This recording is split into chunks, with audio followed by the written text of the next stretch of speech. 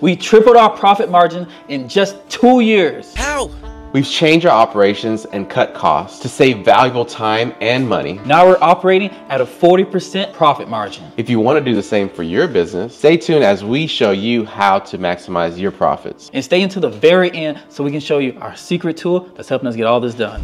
In this video, we're going to go over 2 topics. One of the topics is going to be over how to save money. The other one is going to be over how to save time. These 2 topics are going to have 3 sections each that we believe that you need to focus on. We believe if you focus on all 6 of these sections, you'll be able to grow your profit as we did from 10 to 40%. One of the easiest things you can do is optimize your pricing. We used to have this issue at the very beginning. We were renting out tents, and our tents were about half the cost as they were now. And one of these reasons is because we weren't actually had a good pricing strategy for these tents. So we used to base it off of just the square footage of a tent and basically on something that we just heard from the industry. It was like 25 cents per square feet. This ended up being something that did not work for us at all. One of the main issues that we have with this right here is that it didn't take into account any labor costs or how long it may take, and we didn't have these numbers down to understand what the base minimum fee should be for these tents. What happens is that we end up coming through and actually coming up with an actual a tracking system where we actually track every single tent order we did, how long it took, and once we got like 10 or so of these orders, we combine and average the time for it to be able to figure out what the prices was and then be able to project our costs on top of it. So this is kind of how we talked about in a previous video about actually doing your value pricing, but this really helps you optimize it. And you can see this from a lot of different ways right here, because usually when you have an item that's not labor cost, by adjusting the price up and down might allow you to actually go through and get more people to rent it. We've seen this with certain crossback chairs. Some reason when we had the price lower, the chair didn't go out as much as when we raised it up, it went out a lot more. Another one of these things too is on linens. As soon as we increased the linen prices out, we started getting literally 3 times the amount of profit, and we're still doing the same amount of labor, all the stuff's the same. One thing we did was change the prices. So if you can go through and you can use this to optimize your pricing, it'd be the first step to actually go through to make it the most easiest to get the most amount of profit possible. And this is where most people should start at. If you're not doing this, you're fucked. Now you're probably wondering, what is this? Budgeting. Every single month, you need to be figuring out how much you're going to spend on labor, your subscriptions, or relatively how much gas if you have last year's number or some type of number for it, so you can understand how much profit you're going to have and how much you need to make. This is a good way to actually be able to control how much your overhead expenses are. These are the costs that can get out of hand, and these can be the big determination of how much profit you get, because you might only have a certain amount of gross profit and your gross profit might be 75%, but if your overhead cost is that other 75%, then you'll make no money. And the overhead is something that you can have control over. This is usually your rent, this is your insurance, this is going to be over anything that's not directly related to actually working on the orders. So it could be even like your sales on payroll, marketing, all those things like that, your warehouse fees. You want to control these as much as possible so you can make sure that they're the lowest possible. Inside the ultimate checklist, we actually have a full list of kind of like what you should spend your money on and how much you should spend across the board to be able to make sure you have the profit that you want. Now, most of you guys are probably thinking, well, because a lot of times we get into a situation where we buy subscriptions over and over. And we buy these subscriptions, and next thing we know, we have an extra $1,000 subscription that are eating into our profits that we really don't need. And sometimes these tools are really good, but we have to really look into exactly what do we need to actually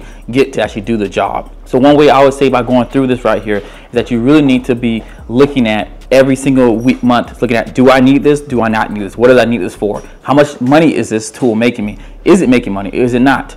And then also on your sales side, this is also when you go through and look back through your marketing. This is one thing that we do at Ant Leads is go through and make sure that our stuff is converting at a high enough rate so we're getting the money back. And also too, looking at your sales conversions as well. Watching your overhead fees will be one of the biggest things you can do to limit the cost of money leaving out the door. Because remember, the actual goal of this right here is to keep as much money as possible. It's not how much money you make, it's how much you take. And the third step to saving money is reducing your labor costs.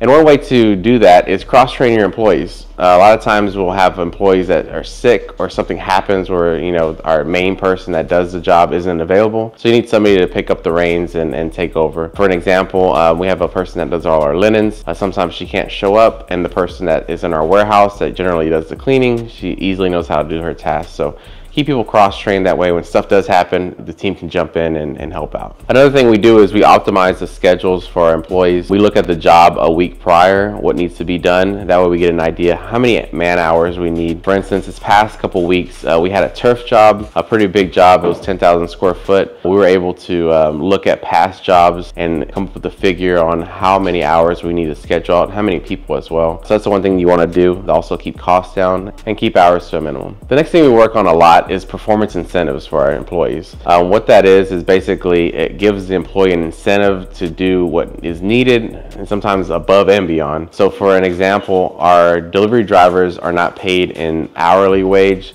They're paid on a commission base, and this kind of basically incentivizes them to do more than they would do otherwise, because a lot of people's mentalities is, well, I'm getting paid hourly, so I might as well take my time and do this job. And our team is totally different. Their mentality is trying to get the job done as fast and efficient as possible, which allows us to sell more and get more profit on each project. Our warehouse has an efficiency score, and that score basically lets us know how much work they do with the time that they have at the warehouse. So this thing has a direct impact on their wage as well. So if somebody has an extremely high score, we know that we can give them a raise, and they know that, so they really push it every week to try to get as high a score as possible. Another thing that we do is kind of the employee of the month, and also at the end of the month, the person that has the highest score in our warehouse, we take them out to eat, or sometimes we'll just buy a gift card. That way they can take their family out to eat. Another way we cut costs with our labor is we do a lot of freelancing overseas. These are individuals that have been trained for many years and have gone to schooling, and we use them in our administrative office, or we'll use our sales team or our customer service team, and it's at a fraction of the cost. I mean, like we'll have somebody work for us from $4 to $5 an hour versus anywhere from $15 to $20 an hour here. So with that being said, we can easily get somebody, you know, anywhere from 3 to 4 people over there for one person here, so we can easily do more tasks, we can do more sales, and we can grow a lot faster doing it that way. One of the most important things that you need is a rental software. We have a full list of every single rental software that we know of. Now, when it comes to rental software, the reason why you want a rental software, you want something that can do auto booking, that integrates with your website, that has a CRM system, handle all these tasks that take up time, and be able to really help your customers and go through the booking process a lot faster. Also, you want to be able to set payments online, send your contracts. Like, all these things are stuff that you can buy software to do, and you'll be able to sell more. That's the whole point of it. And you can build funnels on it, and you have a lot of other things you can do. Now for us, this is our secret of how we've made all the money we made, is that we use a software called Rent More Pro. And yeah, that's software we made. So you can check that out. You can look into it in the description. But look into some of the stuff that we like to use on it. So one of the things is right here is auto booking. So doing auto booking has allowed us to advertise more efficiently. We're going to create a complete sales funnel so we can track the leads and track the conversions as well. Now, this is what we used to do before this. So we tried a couple of different software. We tried Tap Goods, didn't work out exactly for us, and we tried Good Shuffle Pro. But these are earlier versions of these softwares. Obviously, you need to look into what they do now. But this is the reason why we kind of led to it. So we were first using spreadsheets. Actually, we were first using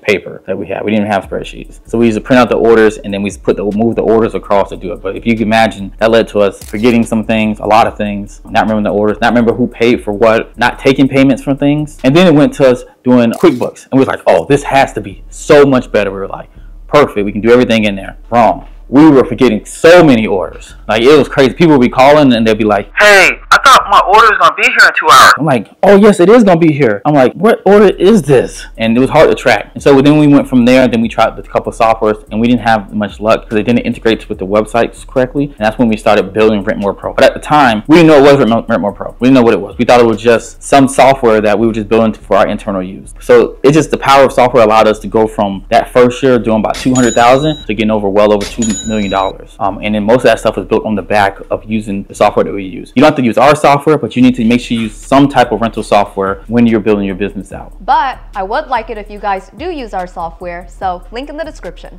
Another way to save time is pass off non-core tasks.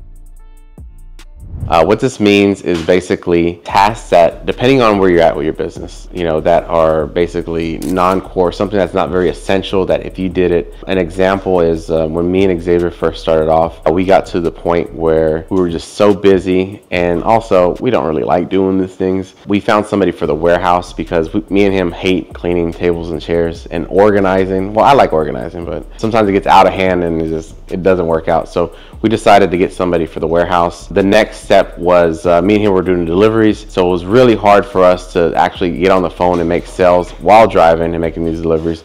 So we opt to getting somebody to actually answer the phones and making these sales, and also answering problems that the client might have had. So it really depends on where you're at with your business. Non-core items might be actually more essential tasks that you would need to do yourself. But the further along you get in the business, as far as profits and revenue, the more items that you originally started off as being very important will become like not essential for you to do. More of when you get in the higher dollar brackets, you're out there making the big jobs, making the deals on the big jobs, and also growing the team and setting the destination on what the objective for the company for the year will be. So what would you consider to be your core tasks now? So my core task now is the operations management. So that basically means the delivery drivers, the warehouse, the dispatch, the customer service, and human resources are basically all underneath my wing.